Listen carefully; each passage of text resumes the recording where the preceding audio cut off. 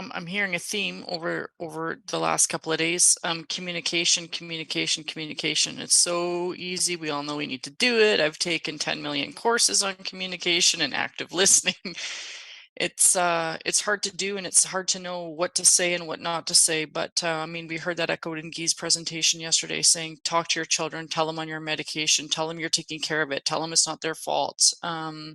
And was a strong message that I heard today. And really loved what Helena and Jairus were talking about towards the end of their presentation. They touched on it, was about how to stay connected, and it's something, Polly, you and I have chatted about before, is recognizing the challenge of the person with an injury, with a mental health injury, on how to parent, and how to stay connected. We've seen that parents with a mental health injury might kind of feel that disconnection with their child, because of maybe medications are numbing, maybe their symptoms are keeping them separated, maybe they're going away to a treatment facility for a period of time. So I think that's important for them to find a way, and how to stay connected when they feel like they're not part of the parenting experience. And also noticed in the Q&A, you're right, Huff. I wish this program was around when my children were younger. Um,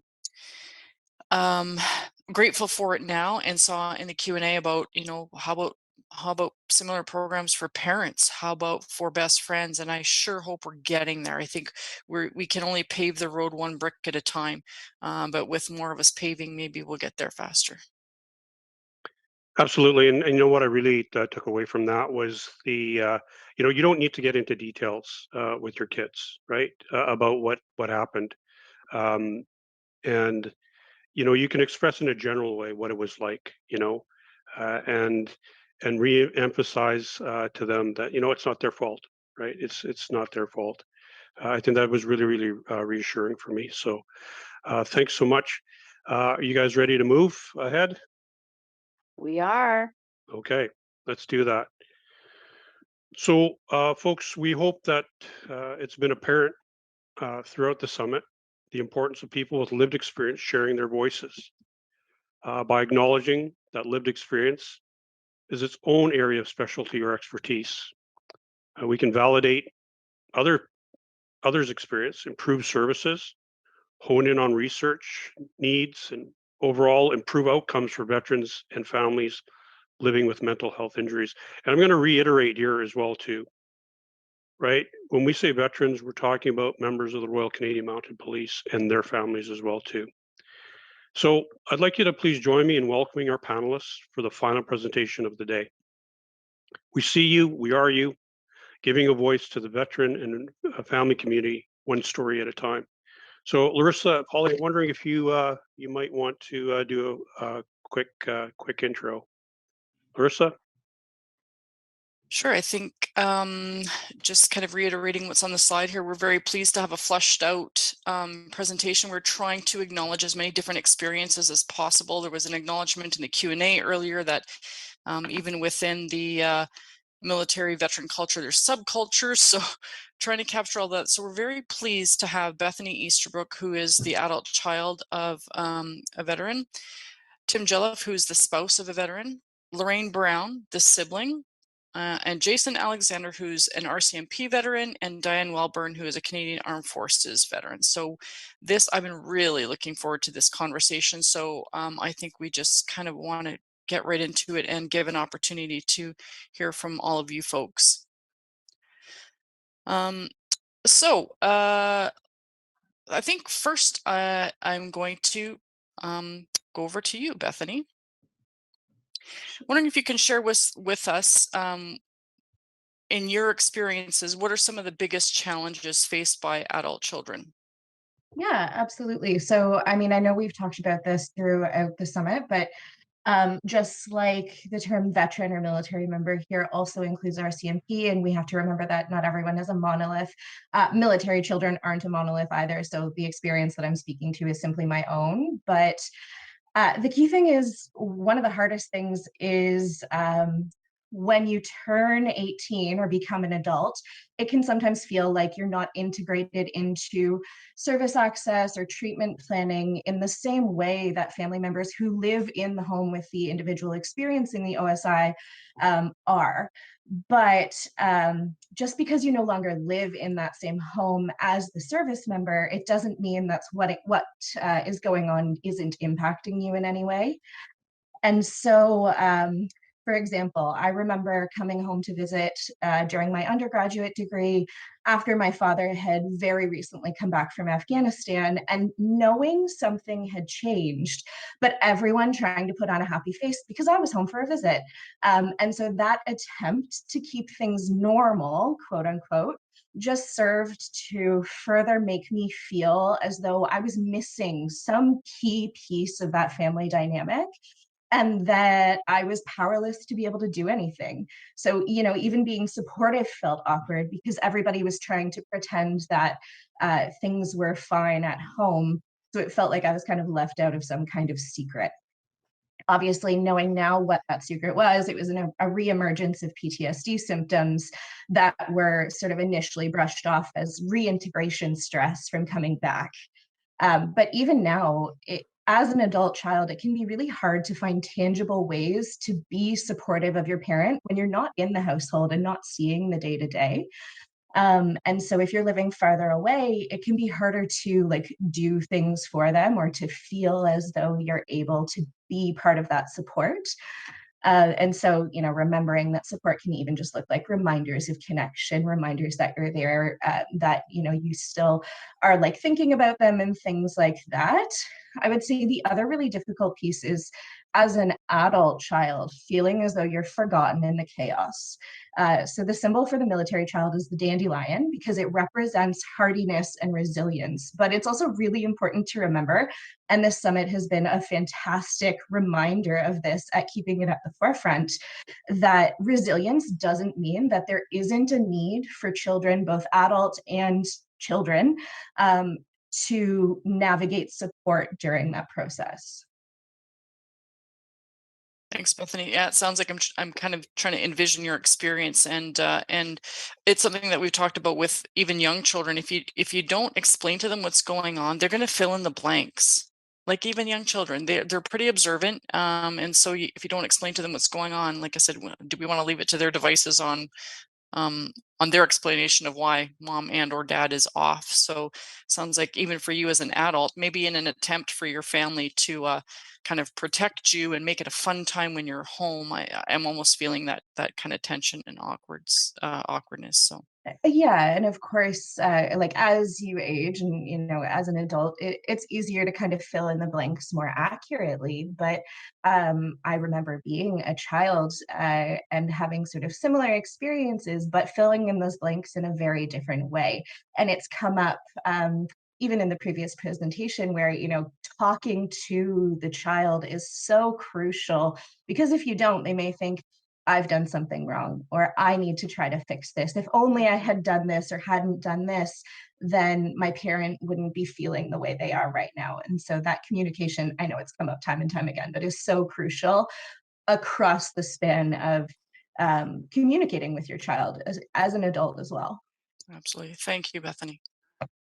Wow. Just everything that you said, Bethany, resonates with me. And, I think it's a place that we want to do definitely more in regards to adult children and understanding the impacts from childhood, especially because many of the programs like Helena and Jara spoke to were not available, in the past. So how do we help those adult children now?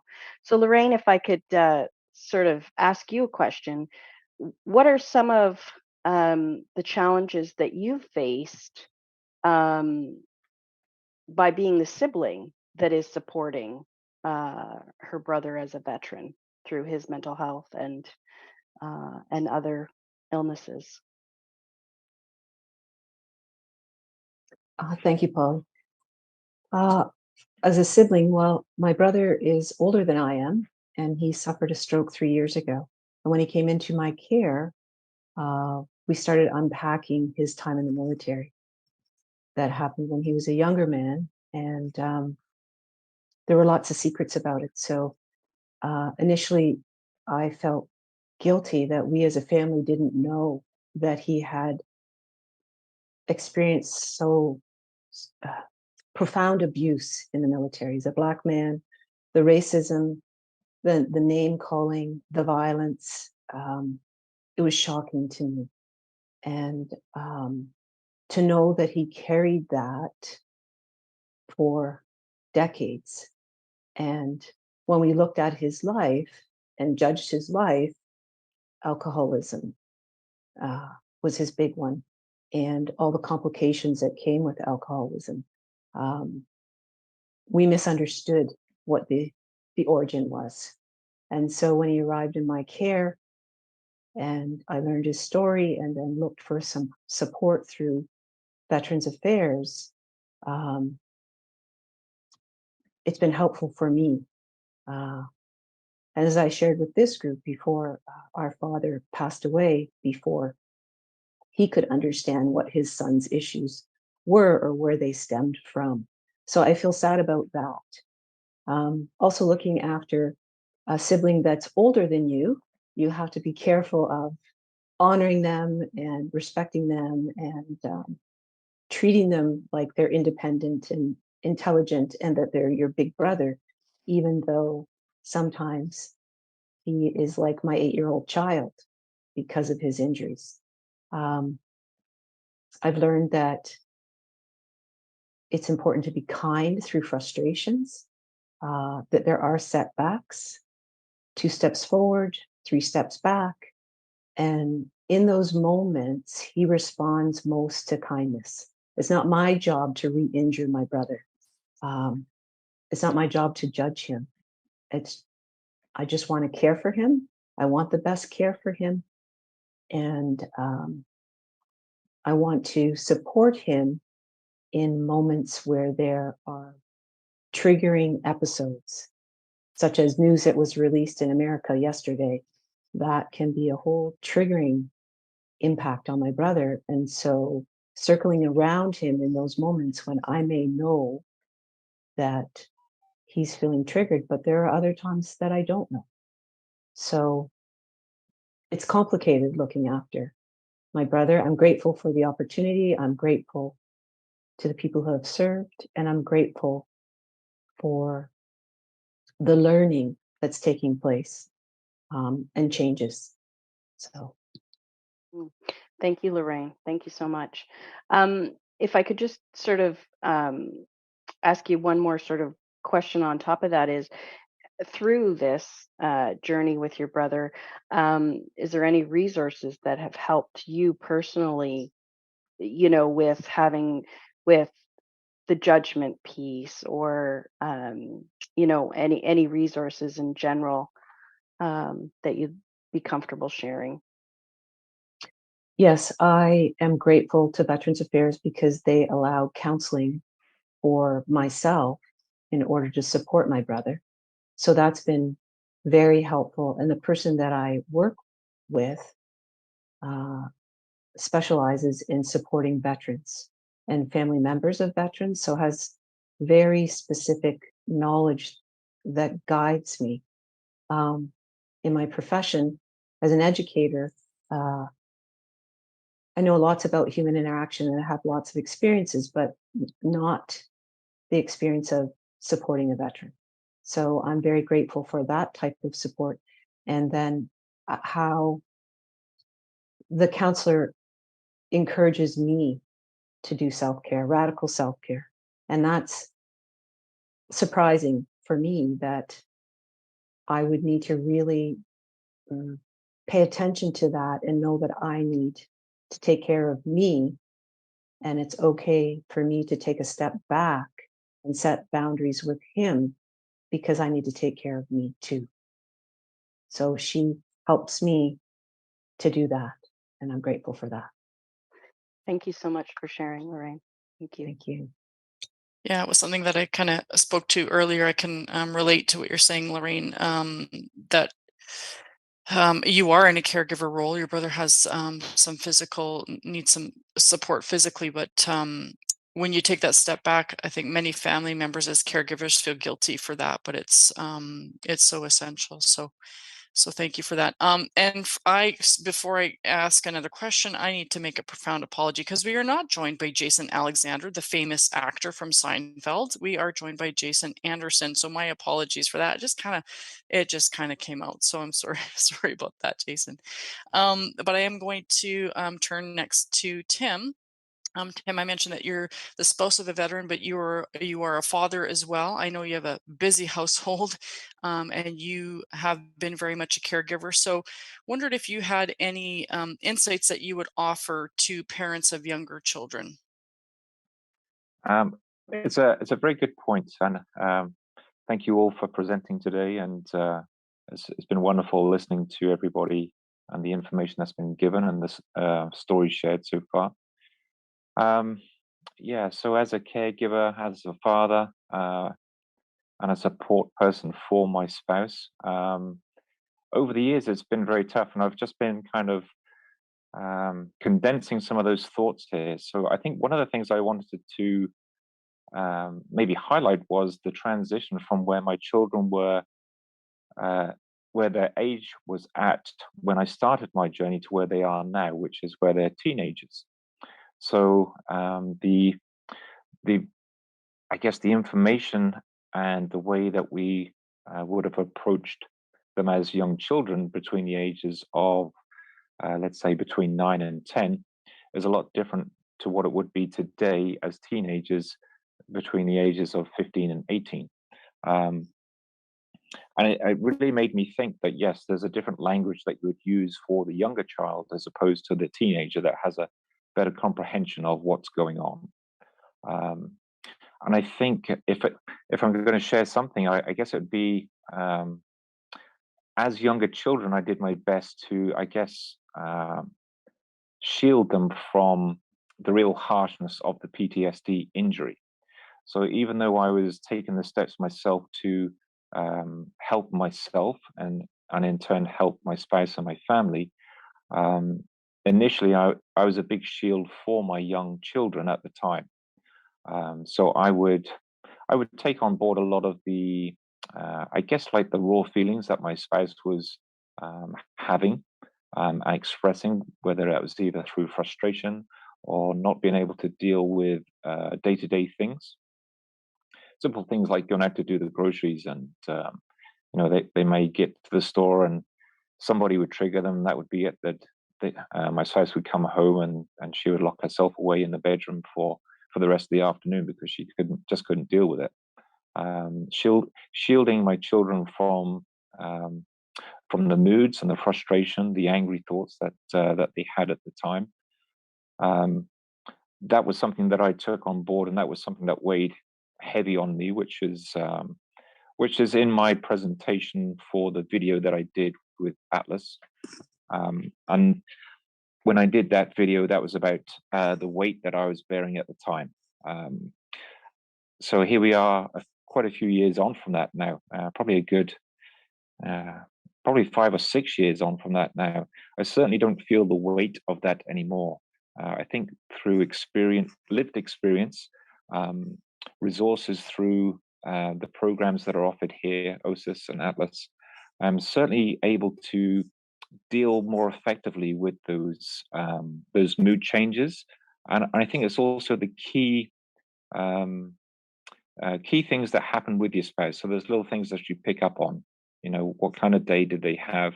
I can sense instantly if my spouse's mood had changed from normal to like, okay, everything is off now. What the hell happened? Did somebody let a skunk in the room and did it just blow off or something? It's that noticeable that I can tell. So I think, and then that brings me to, I was just making some notes here as I was listening. So communication is absolutely the key here. And when things do change for my spouse, I always take the time to ask the questions and not judge. And it's just like kind of going through a list, really. It's like, are you okay? Do you know what happened? What's going on? What changed the way that you feel? So I don't I never go into a place where I suddenly saying like, "What's wrong with you? You know, what's up? You know, you're doing this or you're doing that." I never do that because it doesn't evoke a good response. I always ask the questions to see what's going on, to find out. And quite often it might be something that's triggered them. It might be something simple as a message that they got on the phone. Even if they were scrolling through Facebook or something, one of the social media outlets, and they saw a picture and that triggered them. So there's lots of these little things out there that happen that we aren't necessarily prepared for, but by asking the right question, we certainly can help ourselves and our spouse. And going back to the children, so now that they're older teenagers, their understanding of my spouse's injury is a lot better too. They've come to adopt those same questions. You know, how is Chrissy today? You know, and if she's off for whatever reason. And there's a good example the other night.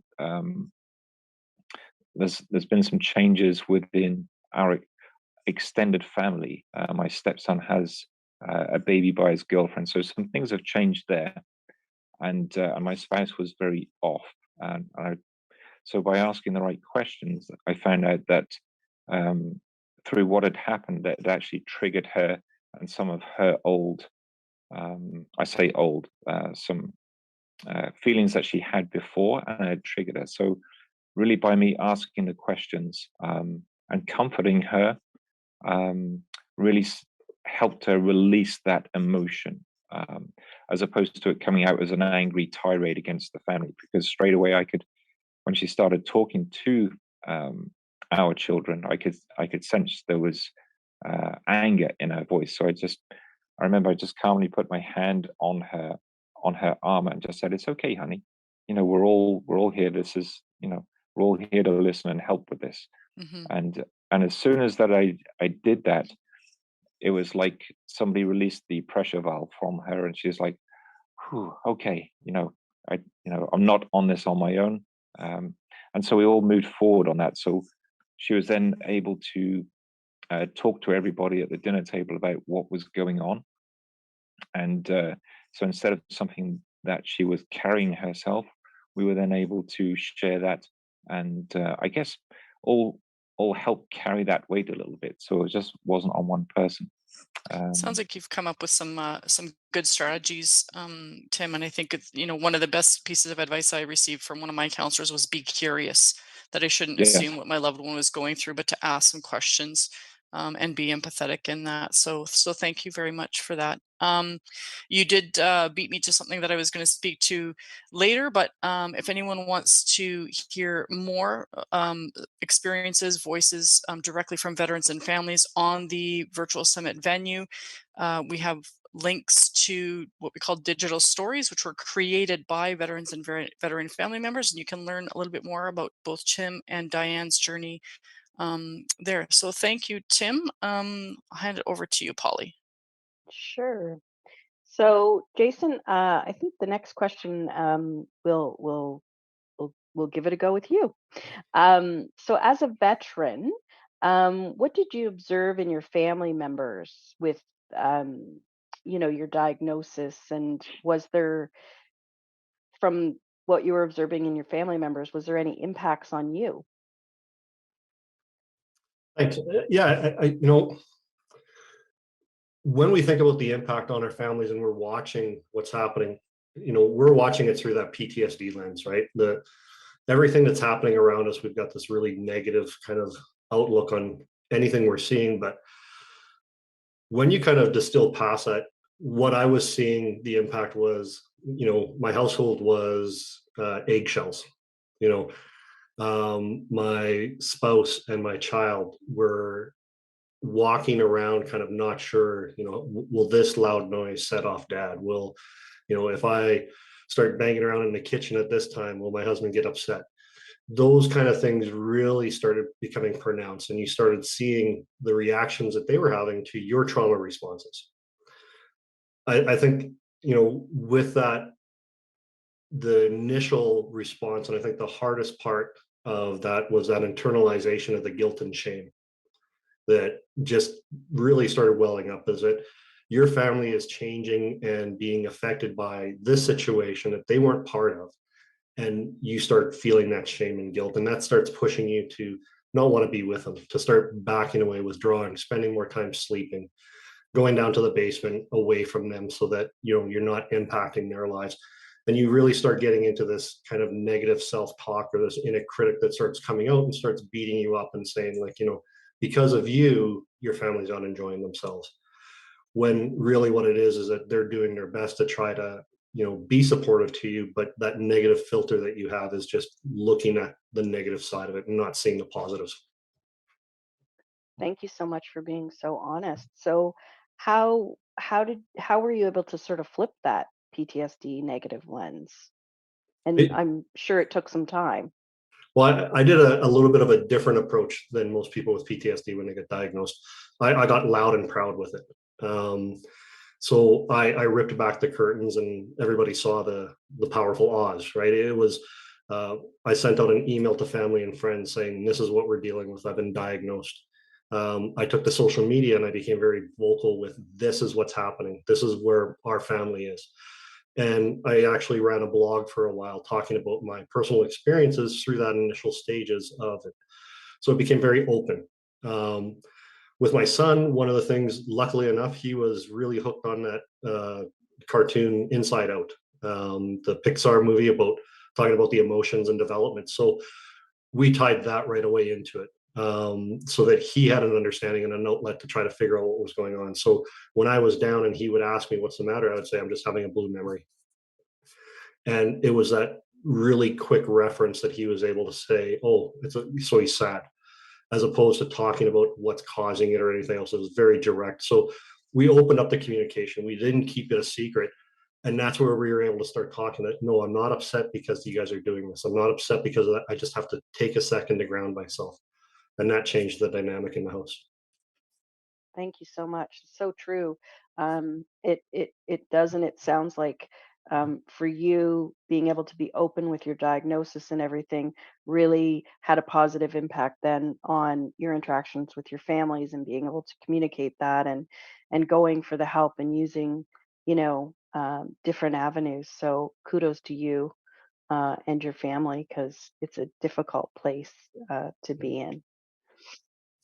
Sounds like it almost burst that bubble. I think I know in our family, there's been things that my spouse has felt guilt about in his interaction with his children, and now that they're adults, he's had conversations with them, and he's carried specific incidences with him. And when you talk to them about it, they're like, "We don't even remember that." So I think sometimes just bursting that bubble, can help with that. So Diane, what's helped you and your family get to where you are? And what advice would you have for others who want to set off in a similar direction? Oh, and I think you're on mute.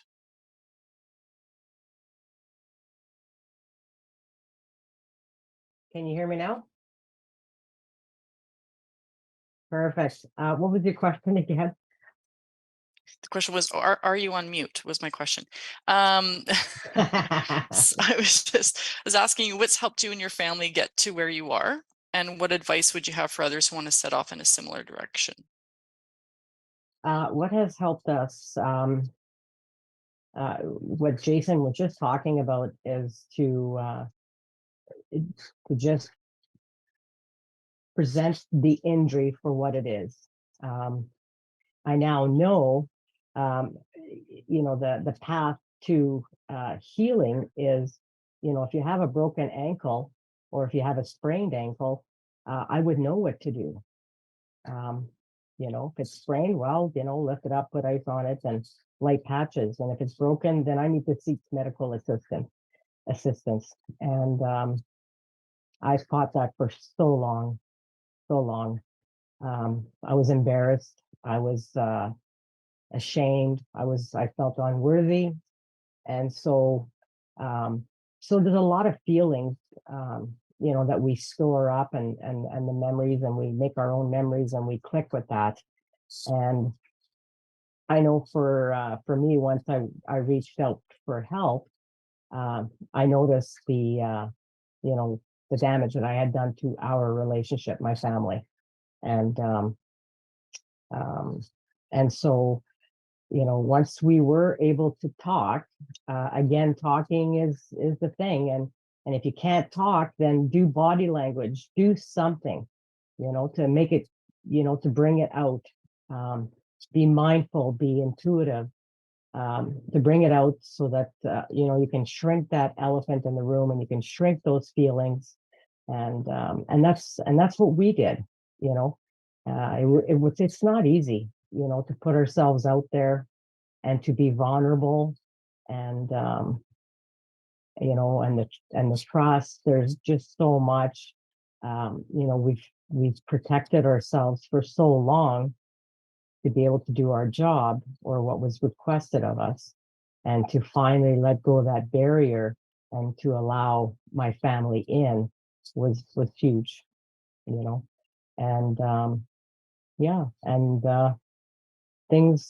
family dynamics got a lot better after that, and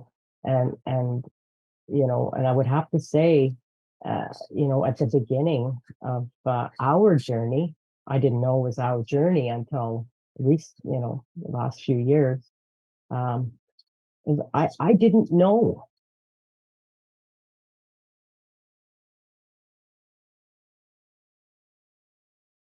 I Thanks, didn't Diane. know what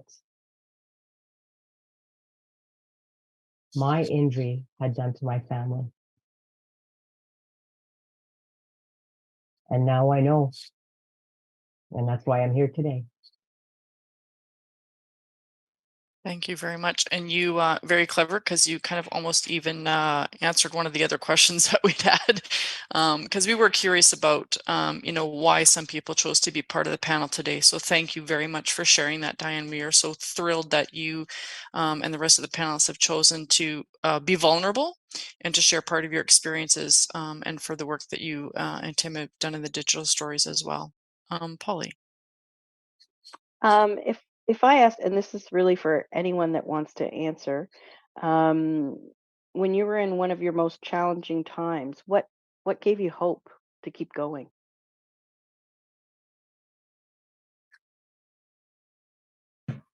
It's going to sound really strange. Oh, okay. Go, We'll Tim. go Jason. We'll go Jason and then Tim. Sometimes when you're in those dark moments, it becomes the simplest things. And for me, it was my kids' hockey bag.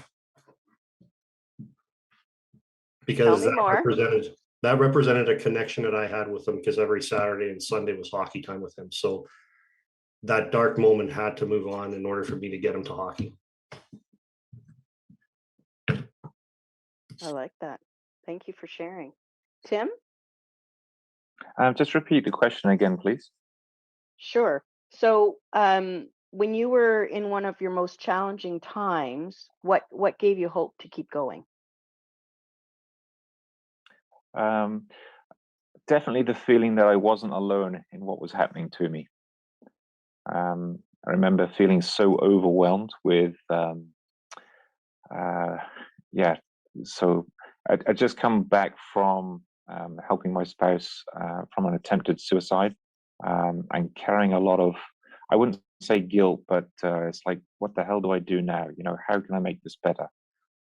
So coming out of that and knowing that I wasn't alone and that there was help out there for me was a big relief. And as a pretty strong, independent guy anyway, for me, having to then reach out to somebody else to say, hey, I need to share this, that was a big step for me. So I would say that was like one of the pinnacle moments.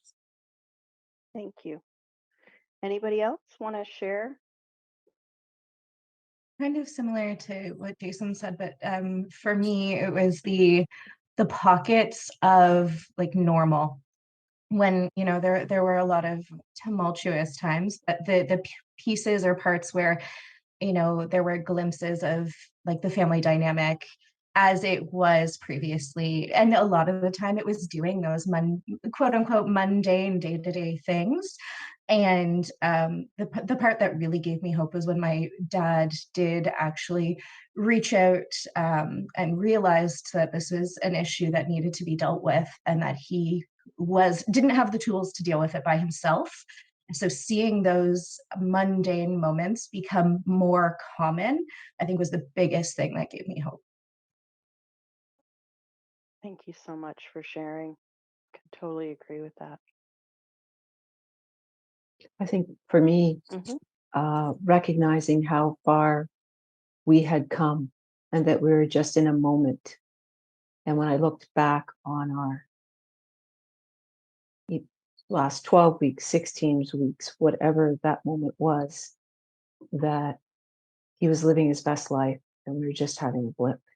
So I still had hope in just the big gains that we had made, and that it wasn't over in that moment, all those gains. It was just a blip.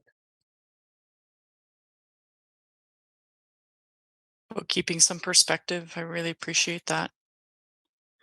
And for Um, me, what gave me hope through my difficult times was knowing that I didn't want to be this broken, damaged individual with in a relationship where I was causing the same sort of feelings. And we wanted to improve our relationship and be the best that we could be without the injury. That was huge for me. I love what you said about we, Diane, and I think no matter what our experiences are, I think Deborah Norris spoke to it earlier. We're all in this journey of life, and different people have different challenges, and it's harder to do it. It's harder to do it on your own. So again, I think a question that I'd like to pose to all of you, and I heard it again in a different earlier presentation, but about connection. So would like to ask you folks, since the theme of the summit is empowerment through knowledge, community, and hope, what part or role did community play in your journey or your recovery? And that's open to anyone.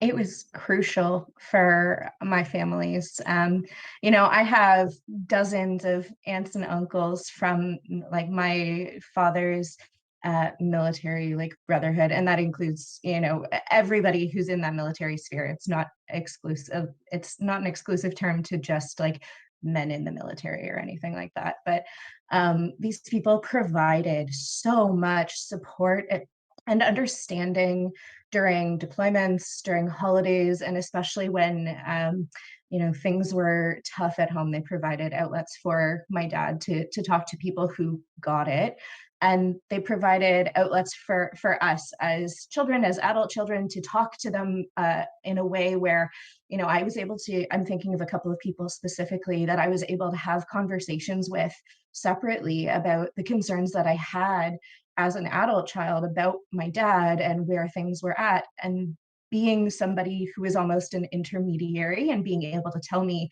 without so much detail where his headspace was at was really, really important. And yeah, I think the community was really critical in helping make sure that everyone still felt seen and felt supported in some way, even if it wasn't able to be supported by the person who is experiencing the operational stress injury at the moment.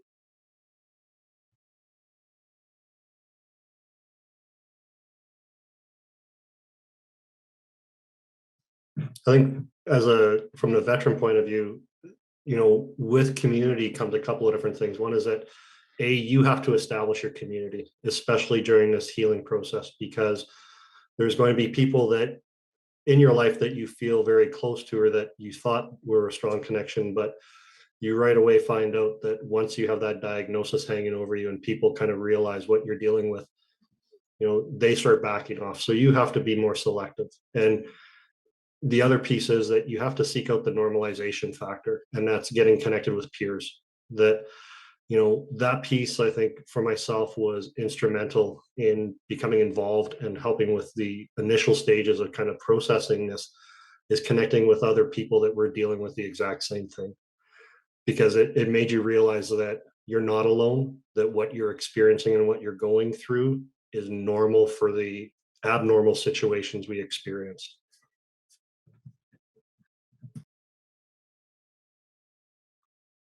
Anyone else want to share on that?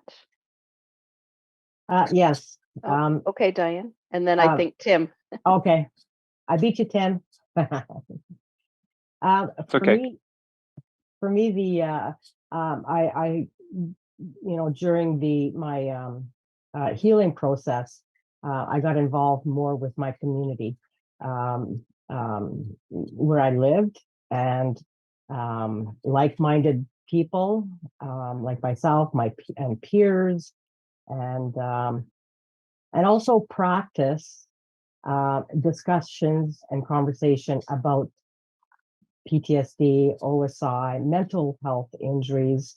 I practiced that because it wasn't, the language wasn't I wasn't comfortable with that language yet. And yeah, so, so while I was talking about it, I was learning about it. And the people that I was talking to within our community, they were curious about it as well.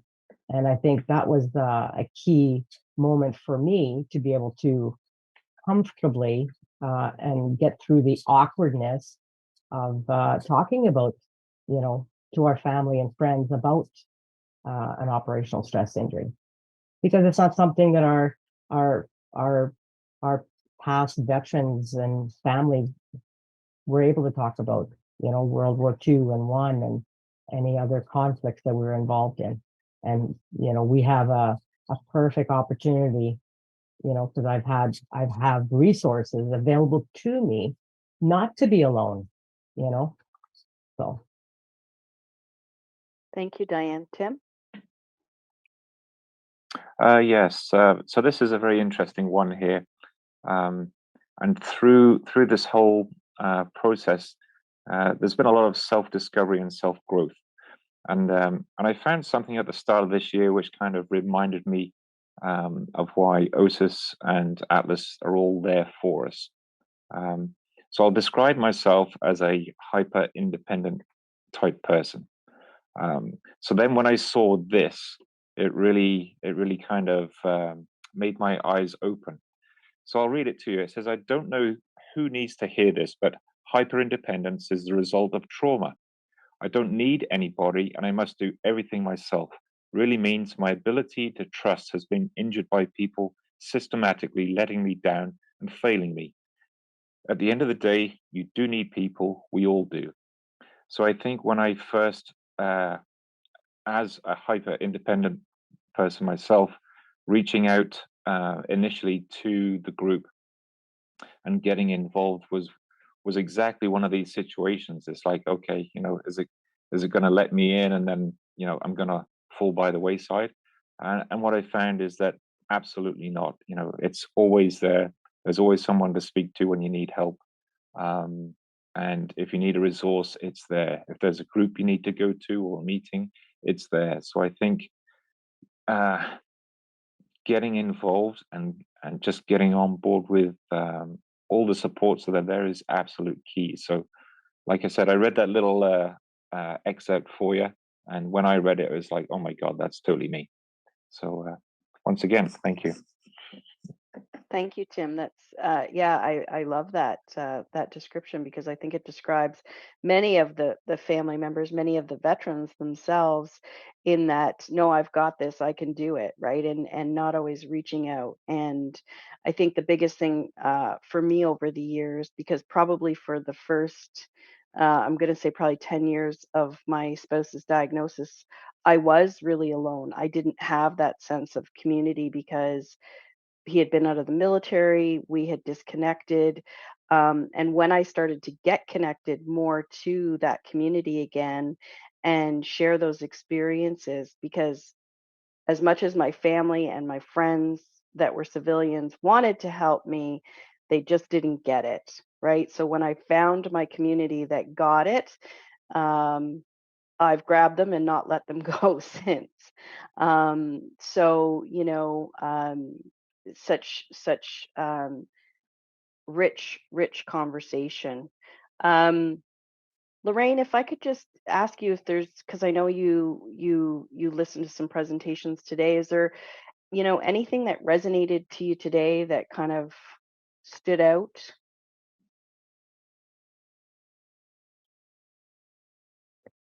I think that people are hungry for help and for understanding.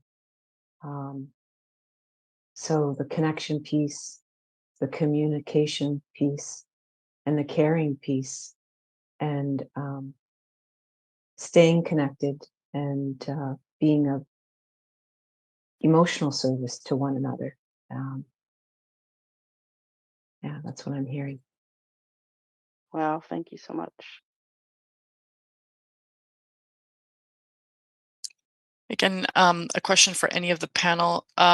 What do you think? I mean, we've had such great attendance for the summit. We've been really humbled by who has chosen to participate. I think when we initially wanted to create the opportunity for folks, it's about veteran families for veteran families, but service providers have chosen to attend. There's physicians and psychologists, there's researchers, there's other service providers. Thank you to all of you for coming, as I said yesterday, to invest and to learn more about the experiences and the needs. So since we have that opportunity, for any of you, what are some common misconceptions that you think people have about impact on families, about veteran families in general, or anything else? What are some common misconceptions? And do you have any ideas how we might be able to combat those misconceptions?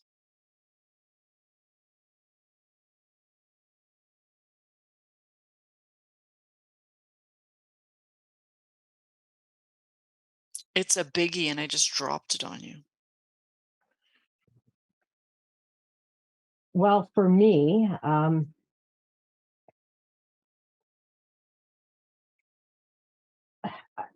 my own experiences, family, my family and others that were close to me, one of the misconceptions is that our injury has no impact on on them or their lives or the relationship. And and I have to say too, even some of my peers, before we knew, before before we saw you, uh, it's like, well, it's my injury. I'm the one suffering. You're just not that you're just at home taking care of stuff, but that was, the reality of my thoughts and others at that time. The misconception was is that there's nothing wrong with you. It's me. It's all about me. And over the years, I have truly and humbly accepted my part in this. And it's us, it's we, it's I see you now. I have purpose now. We have a voice now.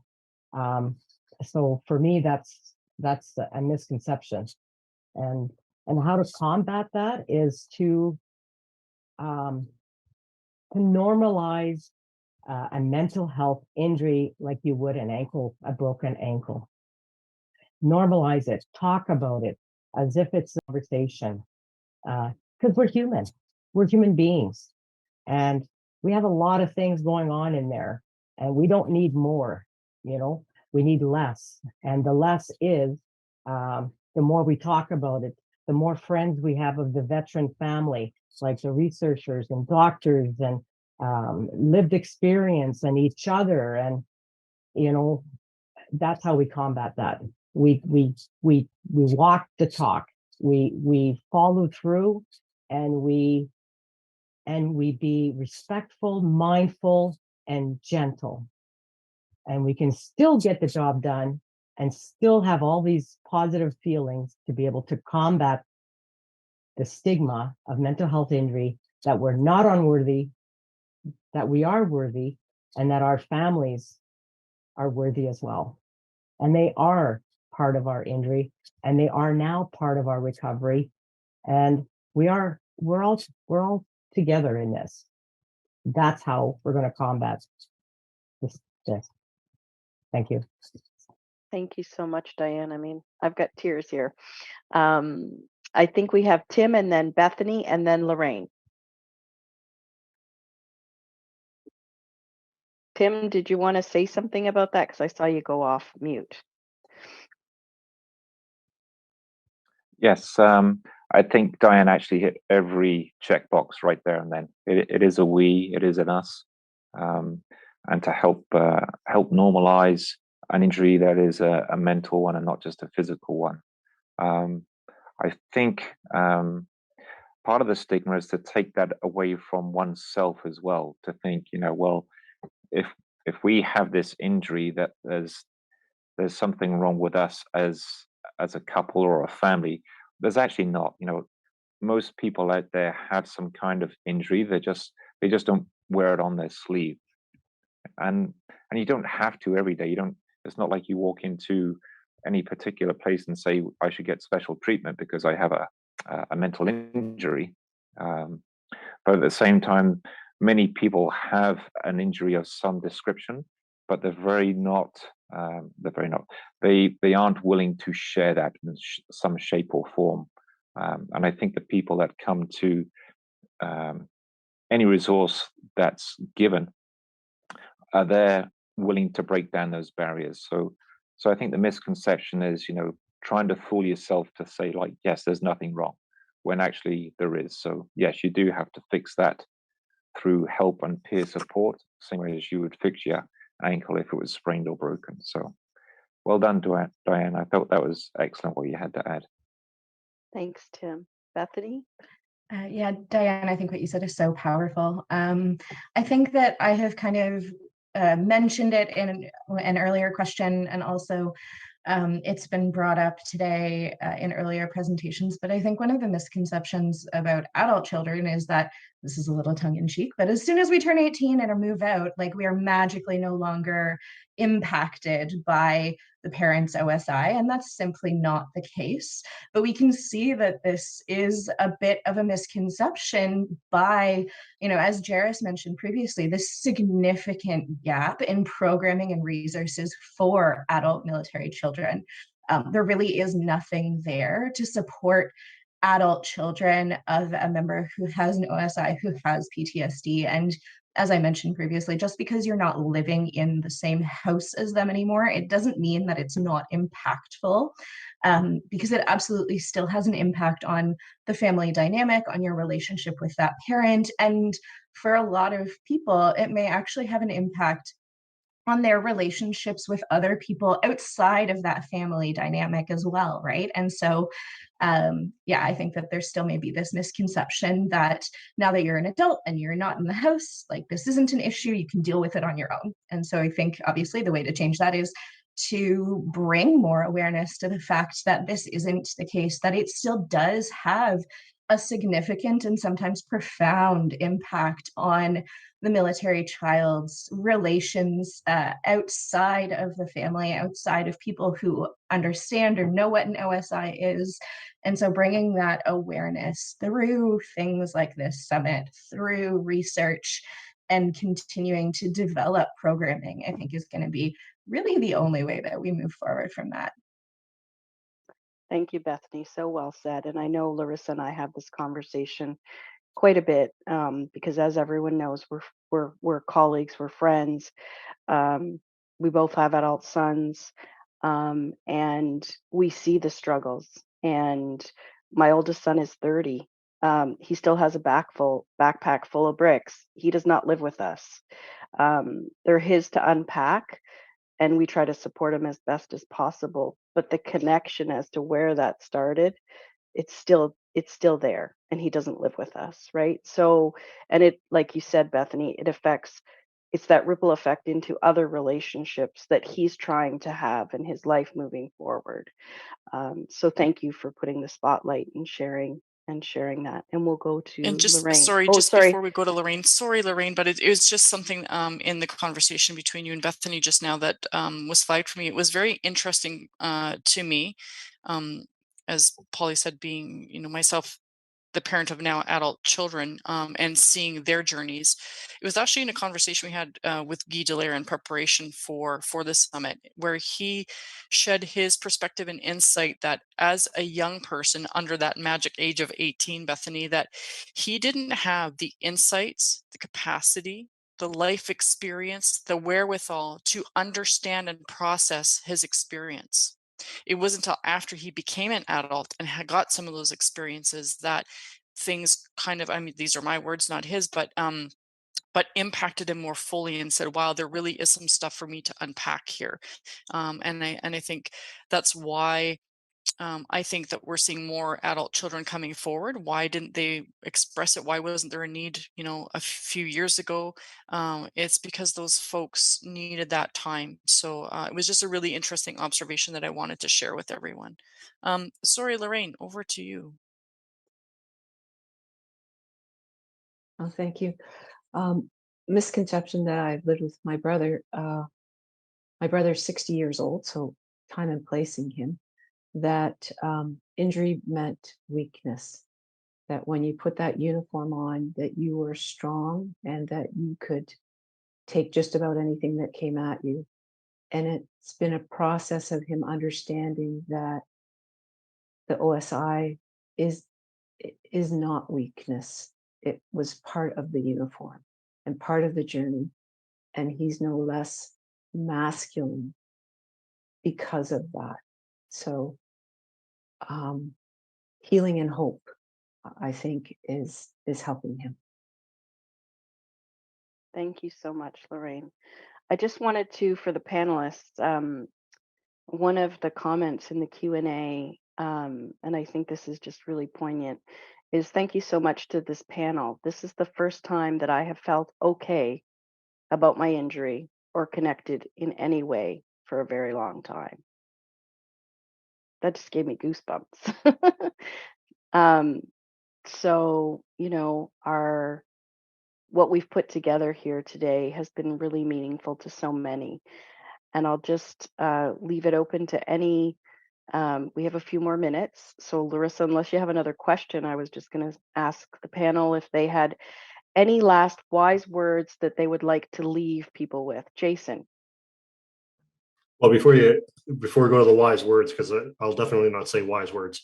I think, when we're looking at the misconceptions or misinterpretations of this and what, that comment reflects from the chat, when people hear PTSD, right, that someone's been diagnosed, a first responder or a veteran, because of what we see in the media and what we experience in the media, right away people think, oh, that person's going to commit suicide or die by suicide, or that person is broken, or that they're no longer useful in their role.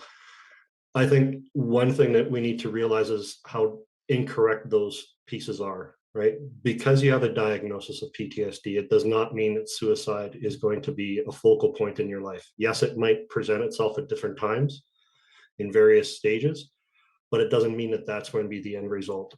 And in regards to the idea of broken or useless or unable to do anything, I always go back to the idea of Japanese pottery, where they mend it with gold, right? It takes something that is considered broken and turns it back into something beautiful.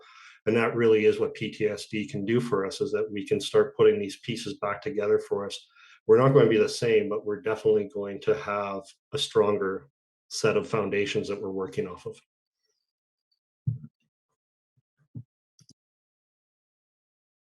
Thank you so much. And I love that analogy that you use, because it is so profound and it is so true. And I know, Jason, you and I have had that conversation of people not understanding when you say you're grateful for PTSD, that PTSD entered your life. And it's about getting to that point, and maybe you get there and maybe you don't, but it can be people's perspective in that their relationships are stronger. They've done that self-awareness journey and they're at a point and they are grateful, because without PTSD, their life wouldn't be where it is today. So there is that piece. Bethany? I would say that I really resonate with that as well. And the piece that I wanted to hook onto is that grateful may seem like a strange word, but I absolutely feel that way as well. I can look at sort of the career paths of both my brother and myself and see how they were directly impacted by the experiences that we had growing up. So my brother is an active serving member of the Canadian Armed Forces, Cool. and I am a PhD candidate in clinical psychology with a focus on military trauma. If that's not on the nose, I'm not really sure what is. But I think that's a really important thing for people to remember, is that while we're here discussing how operational stress injuries can impact the family, that there are potential for positives to come from it as well. And that a diagnosis of an OSI does not mean that all of a sudden everything that you have hoped for your children or your family is now out the window. There are other paths that can be taken that are equally or even more powerful. I love the direction that this has taken. Anybody else like to add any other last words? For me, I would just add, if there's one thing that you can take away from these last 2 amazing days is you're not alone. You don't need to be alone. And reach out. You're gonna talk. You're gonna reach out to someone that has had similar experiences, and you're gonna be able to talk it out. And it just reminds me of one of my friends from Manitoba, Peggy Stock. She's about 75 years old, and she lost her husband a couple of years ago. And so as a friend, I was there. Well, I have this Veterans Affairs phone number if you need to talk to someone about, about your loss and your feelings and stuff. And she was like, "Well, why would I do that?" And I was like, "Wow, just in case, I don't want you to be alone." She goes, "I am not alone. I have some friends, and I'm going to unload on them." You know, and I was just like, I was thinking to myself, that's so beautiful, so simple. You know, as a tribe, we can do this. As a tribe, we can make this bigger and bigger and bigger until it becomes normal conversation, and we can move on to the next big thing. Thanks. What a beautiful place to land on, Diane. Thank you so much. And I'm pretty sure I heard a UA earlier, which was probably Huff. I think Bethany, you're talking about your brother serving. Yeah, I think we've come almost to the end of our time with you folks. And is Huff with us? I'm not seeing Yep, him on screen. here I yet. am. How do I don't see you? I don't And know. I that can't see you. was me. Who Was that a UA? I Well, knew yeah, I when Bethany- recognized the UA. when Bethany said, I've got a relative serving the Canadian Armed Forces. Hua. What can I say, folks? Thank you so much for sharing your experiences. Through your experience and sharing those experiences, I could feel the strength, the individual strength that each of you has from your experience and through your vulnerability, and also definitely hope, right?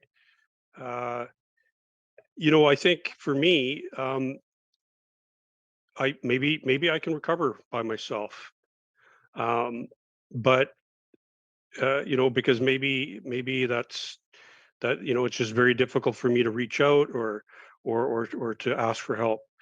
Um, but why would I want to? You know, um, and by not reaching out, what's the alternative, right? So again, thank you so much for spending some time with us today, and really, shining the light on your own lives, so that our lives can be illuminated as well. Thanks very much. My pleasure. You know what, Huff, I think to answer your question there about, the importance of connecting when you you can look at a sunrise or a sunset by yourself and it's beautiful. But if you look at that sunrise or sunset with someone that really means something to you, it takes on a whole different meaning. And that's why the importance of connecting with others, because it turns things a lot more beautiful. Absolutely, and I think that's I think we're hardwired as human beings to connect. For me personally, the OSI has fostered a feeling of isolation, and wanting to protect myself. But it's so not that. It's so very counterintuitive. So it's through connection. It's that I can share that experience, strength, and hope, so that I can recover. So again, thanks. And I love the analogy about the Japanese pottery. That's definitely a keeper. So thanks, Jason, for that. So I think we're close to the end. And before I ask Fardos to join us, I just want to remind folks to fill out the evaluation. Give us some points that you think we might need to improve on. Definitely give us the points that you want us to sustain. And I think, your vote for Larissa to be the MC next year would probably very well heard. So thank you for that. Again, folks, the audience, thanks for taking this step and committing to 2 days for your own recovery.